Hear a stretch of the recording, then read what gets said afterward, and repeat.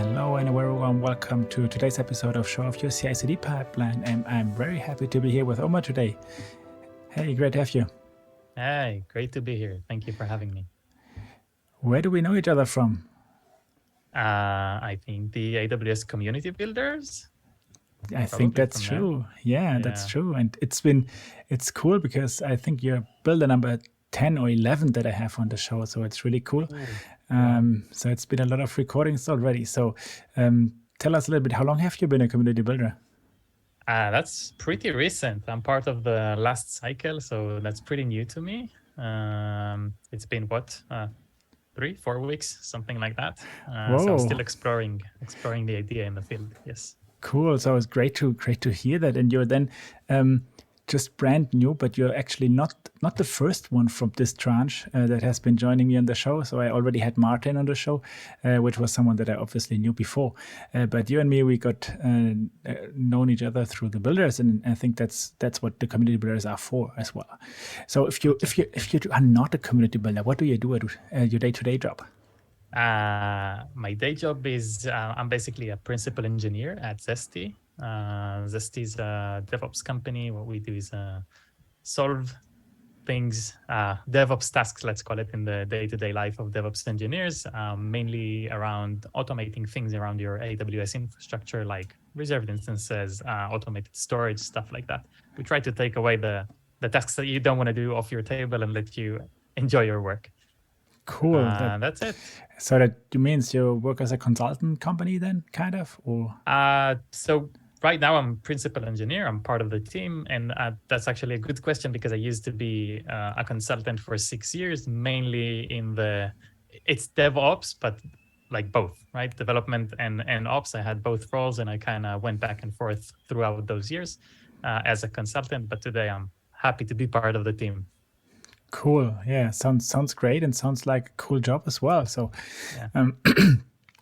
my title is a DevOps engineer as well. And I think one of the challenges with the title is that a lot of people understand different things with the title.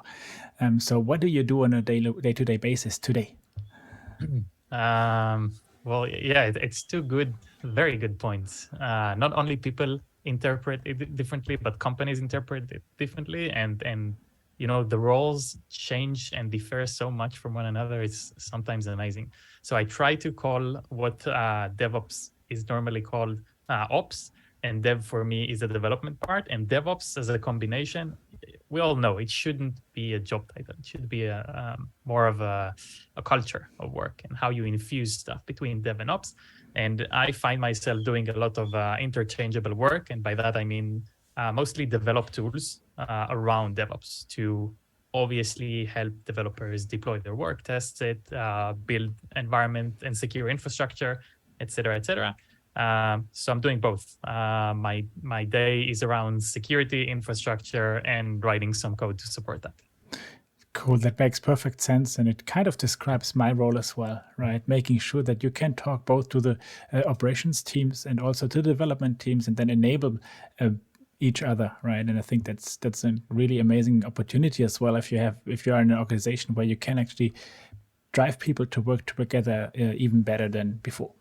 Yeah, enable is the essence of it. That's the word. Yes. Yeah, cool. So what are we going to look at today? I think we're going to look a little bit about on CI pipelines and speak a little bit about the concepts around it, maybe best practices, maybe some different ideas for people to see. Yeah, and as a few in the audience might know, I'm always eager to look at some code, right? So maybe we can start with looking on some pipeline or some implementation that you already have. And I think we had discussed about using GitLab for that today. Yes, so at Zensty, we use GitLab as a Git server, and we can, the fact that you're using GitLab lets you enjoy their CI offering. And I'm saying enjoy because I think maybe GitLab wouldn't be my first choice when we're just speaking about Git. I think I like GitHub a little bit more in terms of features and offerings and functionality. But I think the CI mechanism on GitLab is just amazing. They built a really nice system. It can be improved in lots of ways, which we'll touch on. But it's nice. I like it. It has the features I'm looking for, and it has best practices in mind. with how it's built. Cool. Then do you want me to? Yeah, let's share get my going. screen? Yeah, let's start. And let's have a Bit look. of Vim. Okay. So I'll start. Obviously, we're going to look at a lot of YAMLs today, but I will start with that's the stuff basics of it. that I usually don't like. You But don't like you're gonna. what? I don't like YAML. I try to avoid it. Yes. So if you're writing GitLab pipelines, it's mostly YAML. That's most of what you're going to see. So we can talk a little bit about how to structure it correctly. And I want to start with something very, let's call it not straightforward when you're talking about CI. This is, as you can see below, that's the GitLab CI YAML. That's the standard file that manages CI for GitLab when you're running that in a repo. And what you see here is first the notion of stages.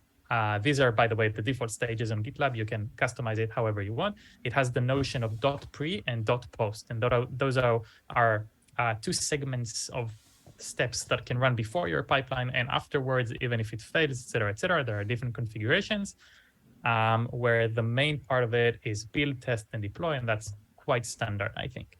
And the way we do that, especially with complex pipelines like we see here, is include files. And include is a very powerful templating engine in GitLab. Probably most CI servers are utilizing it in one way or another. But the idea is that you can include bits of your CI from other files and include them in one pipeline. Now, everything you see here, you can see the notion local, local, local, local, which is nice. It's cool. It just means that I've broken up different files. I'll show you them in a second. But what you can do here is define a central repository with every possible step that you want to have in your CI pipelines. And if you have many of them, for example, we have hundreds of repos, then you can consume that from a central repo. So you can go in your CI pipeline and instead of writing local, you can say something like GitLab repo or some other location and consume your CI pipeline from another place. It doesn't have to be the entire pipeline. It can be just certain steps, like you wanted to speak a little bit about checks, security checks, maybe regulations, which we can show in a sec here.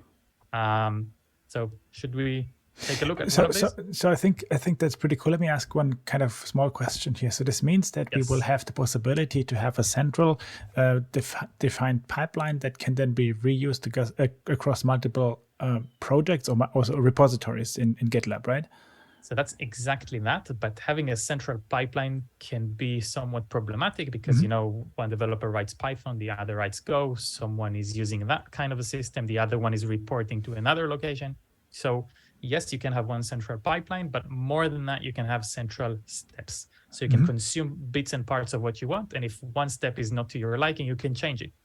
Okay. Maybe the variables, maybe the step itself. Yes. Okay, cool. And can I also enforce specific steps as part of a pipeline? So what I'm thinking about is we work in a central team and we want to define these teams need to all do the security scans as an example. Is that something that is enforceable? That's a very good question. Governance is not a powerful feature of GitLab, so you can't really enforce it in the way that you'd think. And regardless, on GitLab, if you want to enforce stuff, you probably want to have GitLab Enterprise installed on a server of your own, which is not what I use. I use GitLab as a service. And with that, you don't have really governance rules. So what we do is we wrote a little system that scans our GitLab constantly and reports to us if something's out of line. That's what we do. And we use API calls to make sure that everything is in order. Okay, that makes sense. Thanks. All right. So what we have is under a folder that's called CI, many files that make up our pipelines. And for example, let's see CI checks, for example. So let's zoom in on that. And that is, for example, one thing we consume. So CI checks is something, like you said, that's something we enforce across the board. And the way we enforce it is we make everyone consume that from a central repository, and then we scan continuously to make sure that it's there.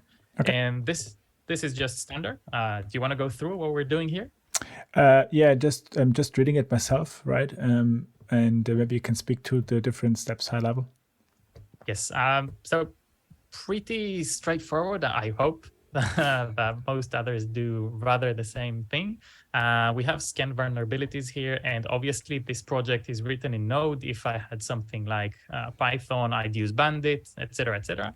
And I try to keep it in minimal scripts and not something that I'm sending off to a bash script, because I want to see things right as I open them. So first one is scanning vulnerabilities. This one with npm audit. This shouldn't be here, by the way. Allow failure true is actually allowing the pipeline to keep going even if we found severe security issues. So that shouldn't be here. And then just ruling mechanism, that's across GitLab. It's rules that tell you whether to run the step or not. 9 out of 10 times, it's probably based on the branch. So in our case, dev, pre-prod, and master would trigger the branch, or if that's a merge request type of pipeline. If you are using GitLab, suggesting you go to a page that's called reference to CI environment. And in the reference to the CI environment, you see all types of these notions of CI variables that you can utilize in your pipeline. So this is basically it. The next one is Gitleaks. If you don't know Gitleaks, that's a pretty useful tool on GitHub. One of the main ones to scan for leaks. By leaks, what it does is it's just scanning the code for all kinds of stuff that got leaked in the process of deployment. That can be AWS keys, passwords, usernames. The way it does that, it has, you can use, you see, I have a TOML here that defines a set of rules. You don't have to use it. There's default one. It just has a set of rules, which are basically regex patterns that catch different leaks. Okay. And that's it. I'm running that. And again, allow failure true. Shouldn't be here. If that catches something, it should fail the pipeline. That Gitleaks is also open source, kind of, so you can use it? Definitely open source. This is the name. This is the developer, and the Gitleaks, we obviously locked it to a certain version because there are some breaking changes. But yes, it's on GitHub. You can. This is, by the way, we're using the official container here. You can build your own. Yes. The next one is the license checker. If your product is being consumed by customers, then you probably want to limit yourself to what type of packages can be used when you release to not expose yourself to legal issues. So that's it. Those are the 3 steps that are our main checks as part of the pipeline. And they run very at the beginning of your pipeline at the end, right? So if I remember correctly, that's the first thing that happens? Yes. Let's see this. And here, checks. There it is. Yeah. So, yes. So if there was one thing I was curious about in that the CI checks file, right? Because you were line number 21 and line number, what is that? Oh, that's line number 7, that's relative, right? Relative, yeah. I was just, that's okay. But you're deciding about the branch where to run which scan at the end, right? So the license checker will only run on master. The Gitleaks will run on dev and master and pre-prod. Why are you not running that on feature branches already? That's actually, I think that's a very good idea, and we did used to run it on all branches. But the thing we had is that developers were complaining that they want to test stuff when they merge, and they want to play with different abilities and maybe work against workloads. You know, when you deploy to staging, you get to work with the staging environment. And if I'm blocking you at the license level, then you may not be able to perform all the tests you want. Yeah. So they made a request to remove that. I totally agree that most likely you do want to run it from the get-go. It would be a cool thing to have it run and executed, but not stopping the pipeline, right? So you had that functionality to not stop the pipeline, just you removed it, right? Yes, but allow failure. Yeah, allow failures, right? So because that would be cool from a DevSecOps mindset perspective, right? You would then be able to report on things that are being found, right? But you would not block the execution of the pipeline. So I think that would be something. Okay, cool. Great. Let's that one exactly. So then what do you do next? All right. So next we can talk a little bit about how we build and deploy. This specific pipeline is a front-end pipeline. So what we'll see here is not the typical container or the typical Lambda function that you'll see. After checks, we have some kind of CI tests we run. And then we have a set of deployments. Why don't we open that and I'll show something interesting that I think is very nice to use. Wait, I wanted to edit CI/.CI dev. Yes. Let's take a look at that. So I don't know if the viewers are familiar with the notion that we show here. The first thing that I really like to do is reuse code, especially on CI systems, especially, by the way, in this pipeline that has tons of different rules and convoluted arguments, whether this should run or that should run. And we'll talk a little bit about what the commit message means. But these are just YAML anchors. And YAML anchors is kind of the YAML language. You can reutilize templates of code in your YAML. It doesn't have to be the pipeline. It works in any YAML. GitLab were kind enough to include that as part of their YAML engine. So these are just everything that starts with the dot is a step that's ignored on GitLab. And this ampersand one is a name of a template that you can reuse later. By that, I mean, if I search for a build step, you can see it here on line 45. And that's basically injecting the entire build step that I was on before into this build staging. And then I can later on add stuff. For example, environment, the alias, et cetera, et cetera, et cetera. So back to the top, what I have here again is a template. This one is just a job template. And the reason I did that, because I probably want to use the same thing over and over. Do you want to go through it and talk about what it means? Yeah, before we go, there one kind of question. So I love the way that you're starting with pipeline as code and showing the YAML, right? There is a lot of people that still want to be able to edit the workflow in the user interface. Is this also possible in GitLab somehow? And then second question, would the functionalities of templating also be available in that UI? Sorry, what was the second question? Second question was this templating thing that you've just shown, right, with the dot rules. Will I be able to see that in the UI as well, and then to refer to it? Okay, so the first question, I think we'll answer them both. So it's a yes and no, and the reason is that yes, you can edit the pipelines through the UI, but what you will be editing is just code. As far as I know, there isn't a visual way of seeing your pipeline for edit purposes. Yes, when I run this pipeline, you will see on GitLab a nice visual interpretation of what's going on here. Like this step ran and this step ran, and maybe that failed, so the entire step failed. But I don't think there's a visual way like to physically drag one step from one place to another. I don't think that's an option. Okay, cool. And then I think that answers the second question, that those dot steps will not be shown. They will just be automatically injected into the step. And what you'll see is the finalized version of the step. Cool. That's it. So a little bit about more features on GitLab. So in this step, what I'm utilizing here is cache. Cache is a mechanism as part of the GitLab runner. Maybe a little bit of context. GitLab has the notion of shared runners. You can actually, if you're using GitLab SaaS, you can pick an option to use shared runners, and then you don't really have to pay for them. You can pay, and that'll kind of let you scale it up a little bit further. But if you don't want, you can just use the shared runners with other companies. Obviously, or not so obviously, we don't do that. We've deployed our runners on a Kubernetes cluster, so they run under our infrastructure, and they're communicating with the central GitLab, like the SaaS GitLab. And then for cache, you can define different places to store your cache. What we do here is leverage S3. So the runner has S3 configured onto it. And then when something says cache, it takes whatever happened, in this case, the node modules, which we all know, you run npm install and the entire world gets installed on your storage. So we take that and upload that to S3, and then we can reuse it. So instead of spending, 6, 5, 7 minutes waiting for node modules, we can consume them. We do that with Yarn, obviously. So that's kind of a build cache thing, right? That happens. Yes. Yeah. Okay. That's very much what it is. And then the notion of artifacts is this.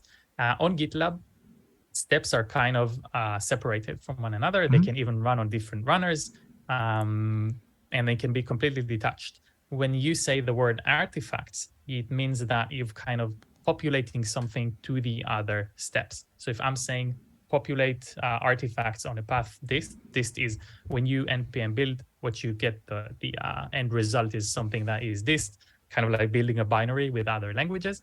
And I want to take this dist because that's eventually what's going to make up my application. And I want to put it in other steps because probably I want to deploy it, right? So this is the build step, and that's the artifact of the build step. And this way I'm sending it to other steps.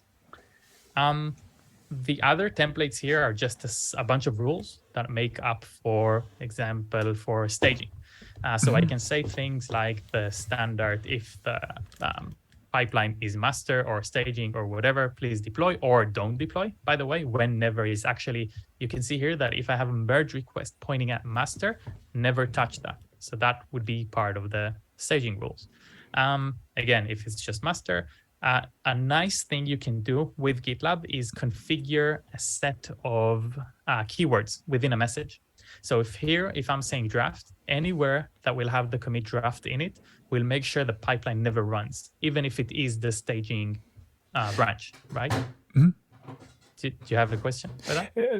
I'm trying to set that into my world at the end, right? So what I'm seeing here is kind of a possibility to decide when a pipeline is going to be executed or not, or is this when a step will be executed or not? Yeah, so as you can imagine, staging rules would apply to all the steps that make up the staging pipeline. That would be build, test, and deploy that are relevant to staging. And then that would always run when the commit branch is dev. Or when you say literally deploy staging, you can imagine why. If I'm not on the dev branch and I have a hotfix that I want to deploy from a side branch or a feature branch, I can just say deploy -staging and that will automatically deploy. I would actually not use it like that, by the way, because deploy staging can actually be just part of a standard message. I'm fixing something to deploy staging, and then you would accidentally deploy staging. So I would actually wrap them with something like that.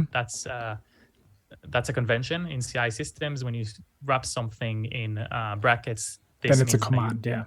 Exactly. So probably every CI server in the world, if you do that, would actually not trigger the pipeline. Surely for GitLab, surely for CI and Circle and stuff like that. This is it. The next one is for another environment, dev, which is pretty much the same. We do have QA environments, so I'm just utilizing again and again. Sorry. Just one more question on the first 2 points. What's the branching model behind this, and what's the pipeline structure? So do we have one pipeline for each environment, or do we have one pipeline that then has the different environments as different steps? How do you usually do that? Yeah. So specifically in this pipeline, there are three main environments, dev, staging, and master. And there are kind of these temporary environments that are called QA. They're just for testing different features. So this is the, let's call it the structure. Specifically here for your other question, it's completely separated. I have, as you can see, a step that's called build staging. I don't have just a step that says build, and then I'm injecting environments for many different reasons. The main one is something that we try to think about with everything we do, and that's blast radius. So if I have a specific step for build staging, it's probable that I would make less mistakes. For example, we have different runners. Also, it's not the same runners running for master and for staging and for dev. So if I'm tagging something with the staging runner, it can only run on the staging environment. And that forces that. So to make less mistakes, I do that. Yes, it makes me write a little bit of more code. I could probably fix something to handle this, but I chose not to. Yeah, and I understand why you choose it. I just wanted to understand your reasoning, right? So for me, it's kind of the same. I also try to separate the pipelines if possible, right? But the other thing is you could also see your end-to-end flow as a combination of first dev, then staging, then production, or then pre-production, then production, right? That's the other option. And I've seen both things work and work well. What do you think? What do you do? I definitely agree. So again, what we're seeing here is our front-end application, and that's one thing. On other places, I actually do try to do what you said, and I do try to reuse the same steps because it doesn't make a lot of sense. this specific team with their specific needs. You can see there is a lot going on here. Different commit messages deployed to different environments. That's not something common within Zensty. That's actually very special to this project, which is why I wanted to show it, because it utilizes a lot of functionality in GitLab. The other ones are rather simple. They just build, test, deploy. They more often than not, they deploy serverless functions, and that's rather easy. So you can reutilize things. So you always have to find the sweet spot. Yeah, and that's because so if you read certain articles in the Amazon Builders Library, AWS Builders Library, that talk about the way that AWS seems to be doing pipelines, right? That's really something where they start from the developer's desk, and then they have the same pipeline that runs promotions across various environments, right? And it's kind of an end-to-end process. And I'm not always sure if that's the right thing to do, which is why I was pointing that out. I linked that article to the show notes. Have you read it? It's why my CI/CD pipeline is the release captain. I'm not sure, but it makes me think of a very interesting part. We're talking here about CI, and CI has this friend that's called CD. And if you're doing CD for real, which is very rare, by the way, but CD for real means this is all nice. It ran, it passed all the tests. Automatically, it would be upgraded to the next environment, and then the next environment all the way to production. I think most companies I've seen have some switch gate between staging and production, and they want a human to intervene when they're deploying. I've never seen a company, well, maybe one that actually does the same thing over and over all the way up to production and is fully automated. So if you have that, or at least if you're aspiring to run a full CD, then I think, yes, that's very much beneficial because you want to visually see the progress through environments. Not something, unfortunately, we do. Thanks for that clarification, right? I think that's what a lot of organizations struggle with, right? But at the end, we would want to aim for having an end-to-end automated process, if possible, right? And in other discussions with community builders, I've seen that people, especially in open source, try to do that, right? But they leave out all of the governance pieces. So that's kind of interesting when you see that, right? We have the mindset of bringing everything to production automatically, but we because we want to reach that, we leave out the important governance pieces when we talk about things in open source, right? I think these two has to come together, yes. Yeah, we need to somehow, as a community, I think, do a little bit better there. Okay, cool. Let's move on with your code. Sorry for that question. Yeah, sure. Okay, so about scripts, a general thinking that I'm trying to do is, I think I've shown you before with the checks, I try to keep scripts as minimal as possible. It shouldn't be more than 2 lines or 3 is the max. If I see something like, I don't know, something like this, and then a pipe, and then I'm starting to see bash, blah, blah, and then another line and echo something, and then deploy something, that is a very good hint that this should go into a bash script that needs to be referenced somewhere. And I think that's, at least in our place, it's not something that developers understand all that much.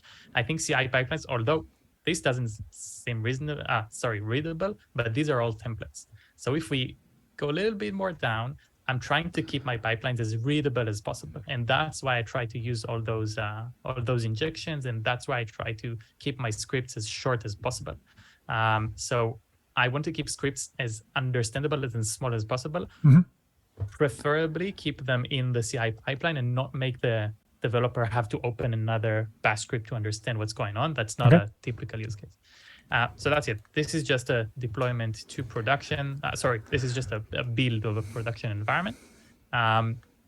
This is not really interesting. It's just some kind of modifications we have to serve white labels. Well, it is kind of interesting to see that step, because it kind of that build step that you had there also executes tests, right? So yarn build will execute your unit tests as well? Yes. Mm-hmm. And we do have a step of tests that are running with Cypress specifically here. But yes, it does add some. So I think there's 2 things here, right? So the yarn build will run unit tests, as far as I remember, and then we would have Cypress tests to do end-to-end tests at the end for the UI. I would expect, right? Yes. My question here would be, you're not verifying code coverage rules here, or is this built into yarn? No, you're right. There isn't a fine line. There isn't a threshold actually at all in the company. And that's part of why we don't do CD. I think more likely, if you are doing some kind of a continuous deployment, your threshold is how much of the tests are passed. And we're not really good at that. I do think that's something we should aspire to and something you should try to have. But you're right. No code coverage. By the way, that's a discussion. It was a big debate in our company. Some developers thought that it's completely, you should disregard that. It's not a good metric to live by, and some think that it does. I don't have an answer. I don't have an answer either. I think that it's a fine line, right? Whether you want to do that or not. I've seen a lot of conversations around ignore code coverage, but rather focus on the end-to-end test coverage, right? So that's where Cypress comes into play, right? Exactly. Where we need to discuss it, especially when developing serverless applications, and this looks like it likes one at the end, right? You want to be able to test the end-to-end flow of your application rather than the lines of code, right? Because you sometimes can even not test or get that, right? So I'm not saying we need to have code coverage, right? It's really just trying to understand why and how you're doing things. I totally agree. The problem, quote unquote, with end-to-end tests is that, yes, you can get a number, but this number represents a test that the developer wrote. They can write, where that's as compared to code coverage. Code coverage is a number. It tells you how much of your code is covered by tests. Again, it doesn't have anything to do with the quality of unit tests, but it can say how much is covered. End-to-end test is just up to the developer completely. There isn't a number. I can see what's passed, but that's, again, the number of tests is based on what the developer. That's true. Run. Yeah, that's true. Okay, I can move on here. And again, all of these are build steps, as you've mentioned. This is separated to different environments, staging, dev, QA, and more environments, as you can see. Since this is a front-end application, we do have steps for invalidating cache. Specifically, this CDN is CloudFront. And you can see the stage here says post. So that's kind of separated from the pipeline itself. That's something that runs afterwards. And you can see that here I'm referencing a shell script. That's because this has a lot to do with this WL variable, not taking you into the specifics of what we do. It's not really interesting, but we do have some kind of different addressing. We have a lot of endpoints, right? Our CDN is separated into these many distributions, I think they called. So we have a long list of them, and we need to decide what is right to remove now or deploy now. So for that reason, we have outsourced it to a script. Okay. That's pretty much it, I think. That's the essence of the pipeline and what it does. I need to admit I missed the deployment step. Yeah, deployment step again, and outsourced to another shell script. Deployment steps, since this is a front-end application, essentially what it does is take the dist artifacts and puts them on S3, where we have a bucket that serves them as a web server. That's basically cool. So it uploads at the end the build files to an S3 bucket, which will then be consumed by the CDN. Okay. Exactly. And then the CDN is invalidated. Yes. And the infrastructure as code required for this. So at the end, the bucket description, is this part of the pipeline or does it have a separate pipeline? Oh, that's a great question. Here in this pipeline, that's not part of it. The bucket is part of a Terraform code that we maintain as ops engineers as part of the DevOps repos. But it's a great question because most of our backend is Lambdas, and Lambdas on Zensty. In Zensty are managed using the serverless framework. And if you know serverless framework, what it does, it's essentially an infrastructure as code system, not really a deployment system. Because what it does when you run it, it has a similar YAML, and you can define whatever you want, basically any resource on AWS, and that will actually provision its things. So you can, for example, template a bucket if you're using a bucket as part of your function. And what serverless will do, it will run in the background, contact CloudFormation, create a stack, create the resource, maybe a bucket, deploy that, and then finish its work and tells you done. So not here, but yes, in our other components. Okay, so to summarize, in the pipeline that we're looking at, we are not including infrastructure as code. We have a separate pipeline that deploys the infrastructure as code required to, at the end, host the application. So this is a real CI pipeline at the end. Yes. Just one last question on that one. Do we have a verification to see if the required infrastructure has already been provisioned somewhere? Or is this just it's going to fire after deployment and then it's going to fail because the repository does not yet exist? The bucket does not yet exist? In this case, the latter. Okay. But in most of our companies, since we are utilizing serverless, then that would be part of the pipeline. And if the provisioning phase or the update fails, then the pipeline fails. Cool. So in one of the projects that I'm working with another community builder on, Christian, we had exactly the same challenge, right? We have a user interface that is built in Flutter and it ends out in a bucket as well. And due to several reasons, we also separated the pipelines now from each other, right? So we have an infrastructure deployment pipeline and then we have the UI deployment pipeline. I'm not sure if that's the right thing to do, right? I believe that the pipeline needs to deploy all steps that you need at the end to have a specific component or microservice functional, right? But still, the question is where and how do you maintain that, right? So the other possibility would be here to have a Terraform module that is required, that will be deployed for just this piece, right? And then it gets really difficult, right? So if anyone in the audience has an idea on how to solve these challenges and wants to get on the show and share some stuff with me, that would be really cool, because that's a question I personally did not answer yet. I have a little idea about this. Cool, tell me. I would rather not have the Terraform code here because I'd like to see the Terraform kind of in a central repository that for DR purposes and then just monitoring purposes, I want to know everything that runs from there. But you mentioned something right. This is deployed and I'm not sure whether the infrastructure is already supporting what I'm expecting here. I'm deploying something to an S3 bucket. Maybe as part of the steps, we have the steps stage that can run unit tests and Cypress, etc. Maybe we have an infra test, and that should be a convention. And the infra test can have like this manifest that says, okay, this is the infra I'm expecting to see. This is an S3 bucket. This is an API gateway endpoint. This is, I don't know, an RDS cluster. And then that step would actually try to communicate AWS and see, at least describe it. Just see that it's there. See that you can communicate with it. See that the ports are open. That's infrastructure testing, and I've never thought about it. That's an interesting idea to try. And I would still want to comment on that, because why do I think that the infrastructure belongs in the same pipeline, in the same repo? Because at the end, I want to have a DevOps team that owns both infrastructure and application, right? So with the idea of having the infrastructure as code separated from the actual service that we are deploying, which is a user interface here, right? I'm going to give the development team an excuse to not manage the infrastructure. So yes. I would try to avoid that if possible, but I understand your reasoning behind it, right?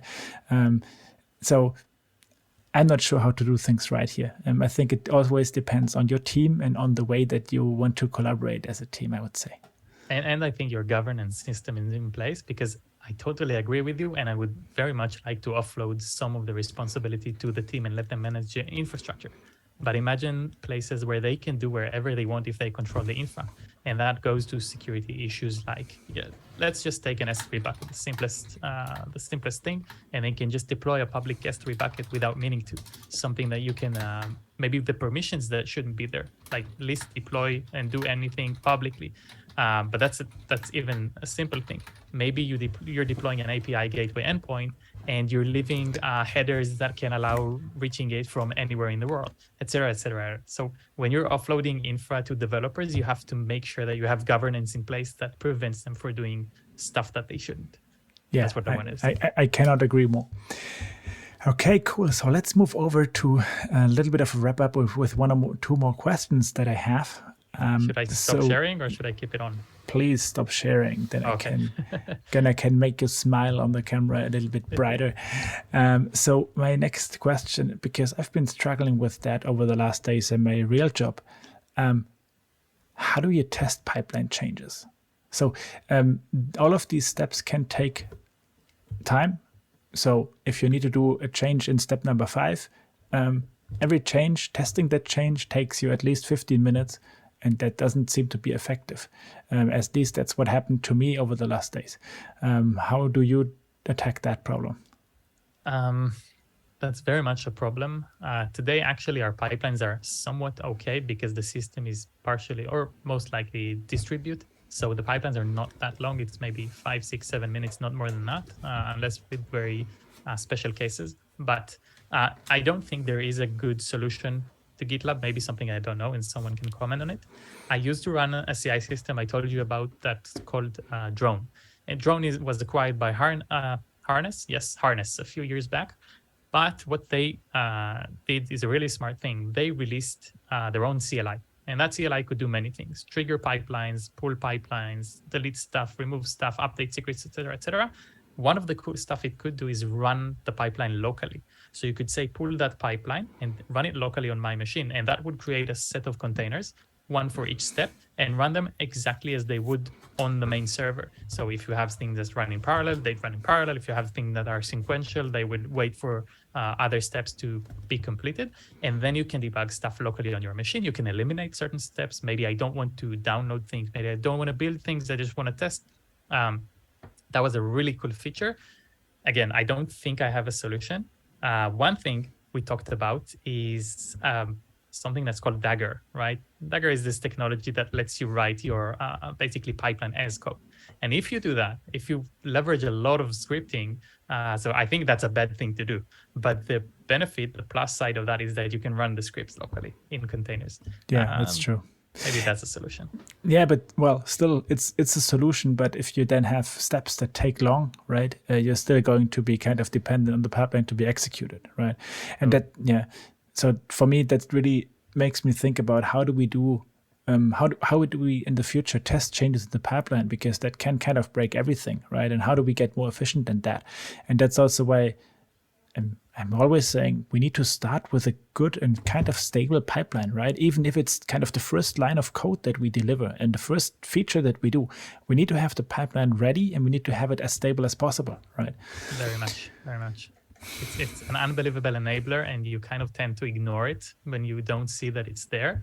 But the 1 minute it won't work, everyone just can't deploy anything. Your production is basically stuck. And then you understand how much important it is. Yeah, cannot agree more, right? So I think this really will require an additional conversation between us and maybe Ran Eisenberg, right, which I also talked to think about how do we really make sure that we can enable full-blown CI/CD pipelines going forward, right? So let's think about doing another session. But for today, I would like to wrap up. So where can people find more about you, more of your work, and about what you do on a daily basis? I guess the first place would be my website, omerxx.com. So that's basically my blog, and I try to cross-post you can find me on Medium, dev.to, maybe other places. My Twitter is omerxx. Instead of O, it's 0, because that was taken. And that's basically it, I think. Cool. Yeah, thank you so much. And is there any project that you have in open source that you would like to highlight today so people can also maybe help or collaborate with you? I am trying to build 2 projects. One of them is already out there, but it's not finalized, and I call it Go Block Site. You can find it on my GitHub. That's also OmerXX. Go Block Site is a tool that I use locally to prevent myself from accessing social media websites when I work. They just block everything on the host file level. Cool. Yeah, and that helps me a lot because I tend to go to Instagram and Facebook and where not. And when I block it, then my monkey mind just stopped me. It says that, oh, right, it's blocked. So I'm going back to my work. That's a cool idea. Yeah, that's cool. Cool. Let's make sure that I can add that to the show notes. Thank you so much. This was really great. I hope that you have a great experience in the community builders as you're part of the team. And yeah, looking forward to meet you in person as well. I hope in one of the next events that we're going to have. So thank you so much. Have a great rest of your day. And you too. Thank you for having me. It was really cool. It was a pleasure. Bye-bye. Bye-bye.